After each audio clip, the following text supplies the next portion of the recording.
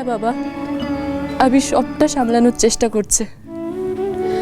ও আমার পাশে সব সময় আছে, ঠিক তোমার মতো।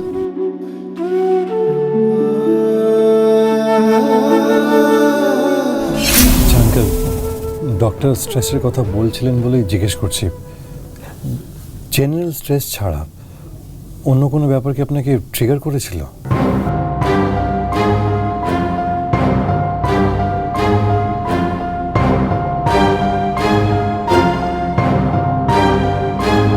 আসলে আবির তোমাদের বাড়ি থেকে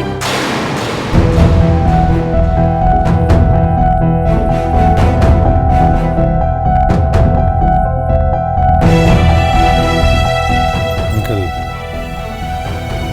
আমাদের বাড়িতে যেসব ঘটনাগুলো ঘটেছিল বা ঘটছে সেইগুলোকে নিয়ে আপনি টেনশন করেছিলেন? না, দেখো বয়স হচ্ছে তো, আরে শরীর হচ্ছে তো একটা মেশিন, মাঝে মধ্যে একটু কলকবজা বিগ্রহে না হয়। আঙ্কেল, এই ধরনের সিচুয়েশনে স্ট্রেস হওয়াটা ন্যাচারাল, আমি বুঝি, কিন্তু প্লিজ এতটা টেনশন করবেন না। আমি কথা দিচ্ছি কিছুদিনের মধ্যে সব ঠিক হয়ে যাবে। হ্যাঁ বাবা, আমি সবটা সামলানোর চেষ্টা করছে। ও আমার পাশে সব সময় আছে, ঠিক তোমার মতো।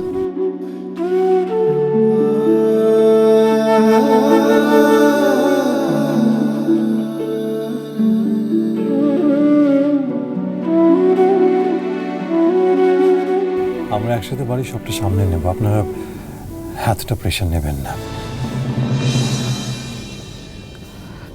শোনো, আবির ফিরলেই আজকেই তুমি ওর সাথে কথা বলবে, আজকেই কথা বলবে। কি কথা বলবো আমি ওর সাথে? হ্যাঁ, আর তুমি এভাবে অস্থির অস্থির হচ্ছে কেন বলো তো? ওই মেয়েটা আবিরের মাথা এমন ভাবে খেয়েছে, ওর নিজের ভালো মন্দ বিচার করার ক্ষমতা চলে গেছে। আমার ছেলেটার ক্ষতি হয়ে যাবে গো, সর্বনাশ হয়ে যাবে। তুমি ওকে আটকাও। ও আমার কোনো কথা শুনছে না, কোনো কথা শুনছে না। আবির যে ছেলে মাকে চোখে হারাতো, সে তাকে শত্রু বলে মনে করছে। স্বর্ণালী প্লিজ প্লিজ একটু শান্ত হও।